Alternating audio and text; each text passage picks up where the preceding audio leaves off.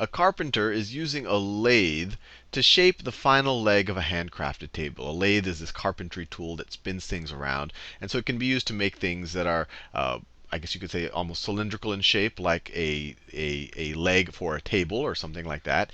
In order for the leg to fit, it needs to be 150 millimeters wide, allowing for a margin of error of 2.5 millimeters. So in an ideal world, it'd be exactly 150 millimeters wide. But when you manufacture something, you're not going to get that exact number. So this is saying that we can be 2.5 millimeters above or below that 150 millimeters. Now they want us to write an absolute value inequality that models this relationship, and then find the range of widths that the table leg can be. So a way to think about this, let's let W be the width of the table leg.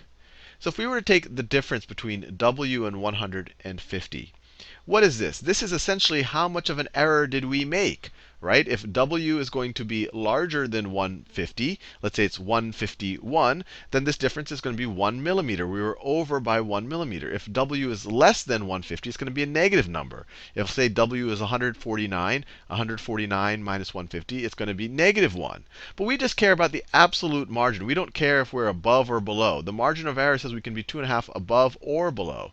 So we just really care about the absolute value of the difference between W and 150.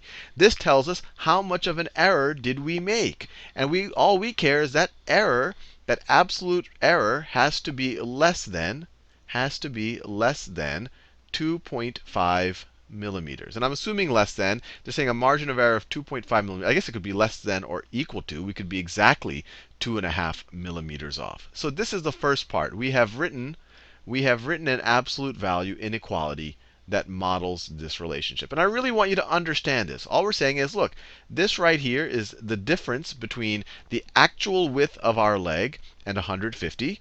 Now, we don't care if it's above or below. We just care about the absolute distance from 150, or the absolute value of that difference. So we took the absolute value. And that thing, the difference between W and 150, that absolute distance has to be less than 2.5. Now, we've seen examples of solving this before.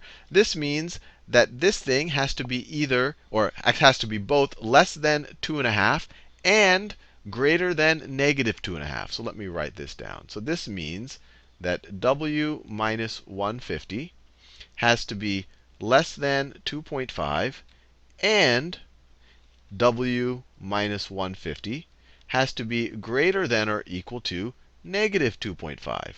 If the absolute value of something is less than 2.5, that means its distance from 0 is less than 2.5. For something's distance from 0 to be less than 2.5, in the positive direction, it has to be less than 2.5.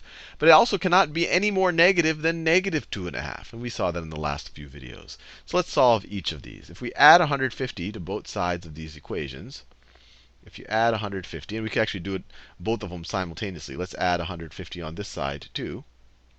What do we get?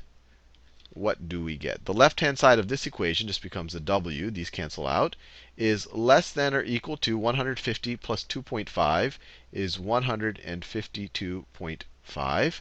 And then we still have our and. And on this side of the equation, this cancels out. We just have a W is greater than or equal to negative 2.5 plus 150. That is 147.5.